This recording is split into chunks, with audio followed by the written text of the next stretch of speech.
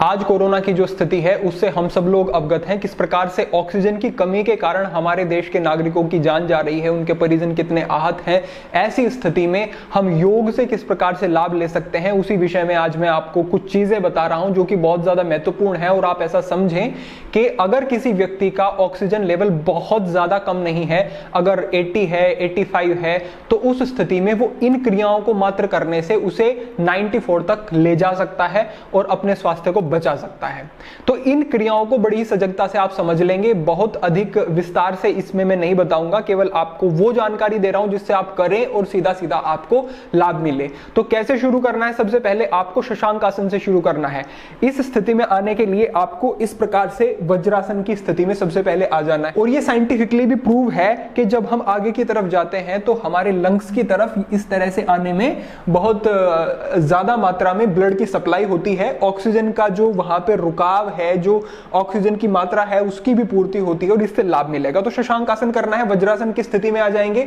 थोड़ा सा अपने पैरों के बीच में गैप भी रख सकते हैं और मिला करके भी रख सकते हैं, जैसे सुविधा हो। ऐसी स्थिति में आने के बाद पूरा सांस अंदर भरेंगे। यहां पर सांस पूरा अंदर भर लेना है आपको और पूरा सांस बाहर निकालते हुए आपको सामने की तरफ जाना है। कोशिश करनी है जितनी भी आप अपनी स्पाइन को स्ट्रेट रख सके उतना बेहतर है। और इस तरह से पूरा एक्सेल करते हुए यहां पर, और फिर यहां पर आने के बाद कुछ समय रुकना है और सांस आपकी चलती रहनी चाहिए। इनहेल एक्सेल आपका अच्छे से होता रहना चाहिए। आपको इस स्थिति में कुछ समय तक रुकना है।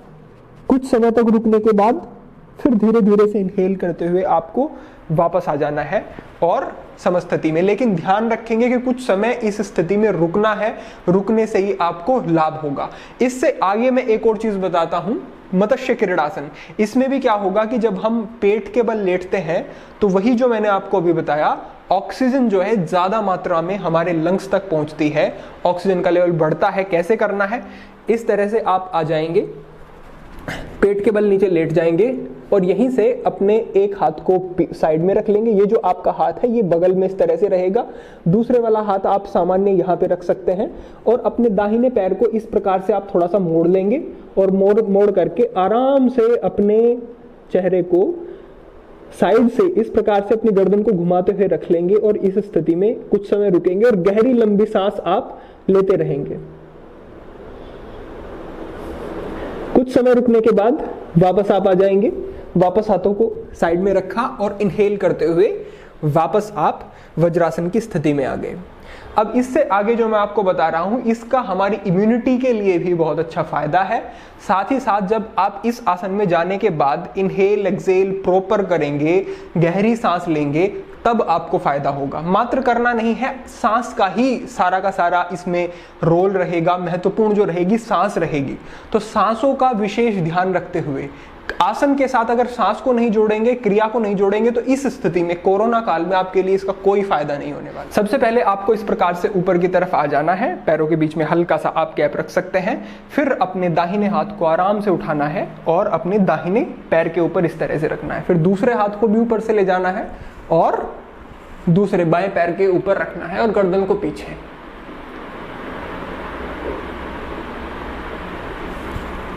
इस स्थिति में आपको कुछ समय रुकना है और रुके रहकर आपको इनहेल एक्सेल पूरा गहरा लंबा सांस लेना है। अब इसको अगर मैं विस्तार से बताऊंगा तो समय अधिक हो जाएगा। कई सारी चीजें मुझे महत्वपूर्ण आपको बतानी है। तो इसमें आप ऐसे समझिए कि यहाँ पर हमारा थाइमस ग्लैंड होता है, उस पर अच्छा प्रभाव इसका पड़ता है।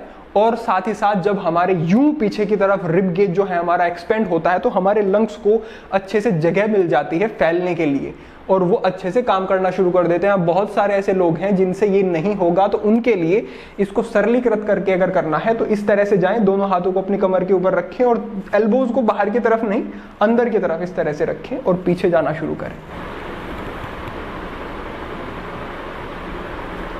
इस स्थिति में कुछ समय रुकेंगे और जब आप पीछे गए हैं तो आपकी सांसों की जो गति है वो गहरी गहरी और गहरी हो। गहरी सांसें लेते रहेंगे।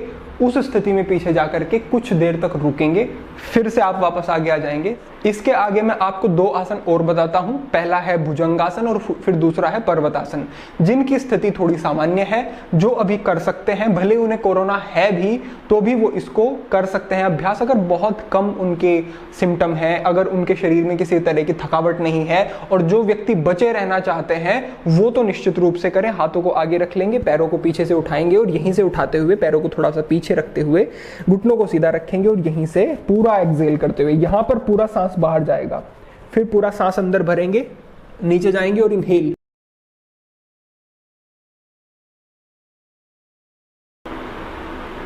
फिर पूरा सांस बाहर, पूरा सांस अंदर, पूरा सांस बाहर, पूरा सांस अंदर।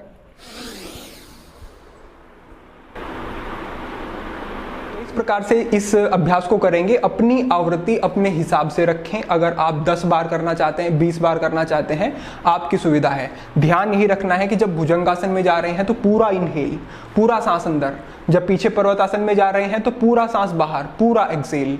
अब उससे क्या हो रहा है, यहां पर आपके एक्सपेंड हो रहे हैं लंग्स, ज्यादा हवा आ पाएगी।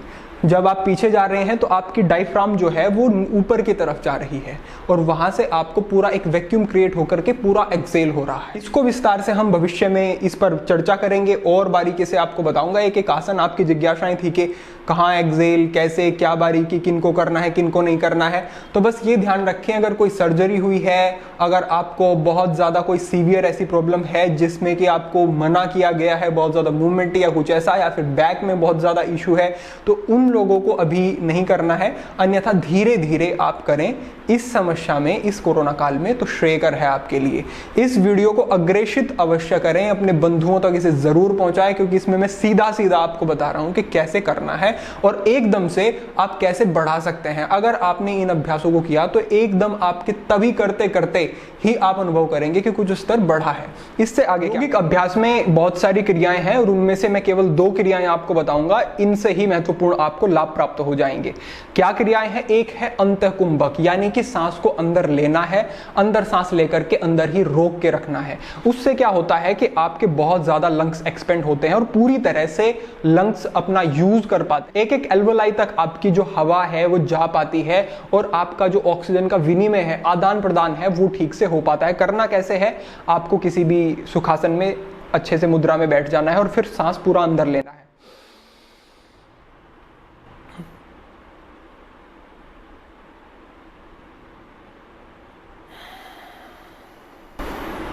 बाहर छोड़ देना है, फिर से पूरा अंदर लेना है।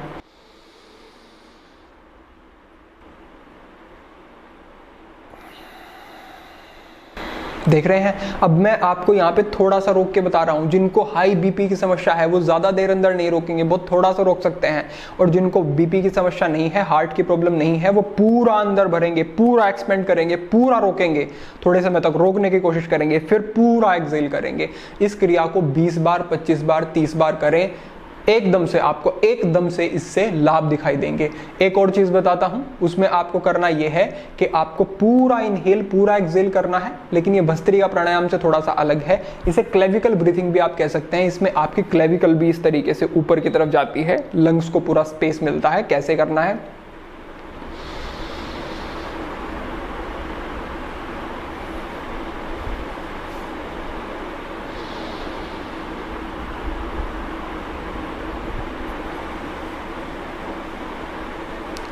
समझ रहे हैं?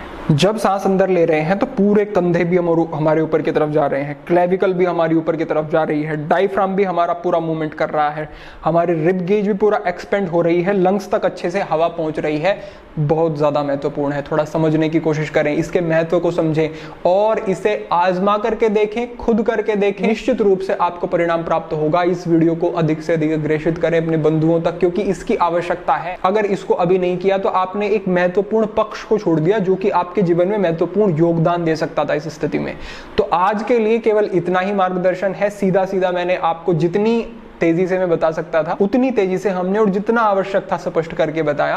तो इन चीजों को आप अपने जीवन में फॉलो करें, लेकर के आए, लाभ उठाएं, अग्रेषित करें अपने बंधुओं तक। आज के लिए आपके लिए यही मार्गदर्शन है। पुनः अन्य विषयों पर चर्चा होगी।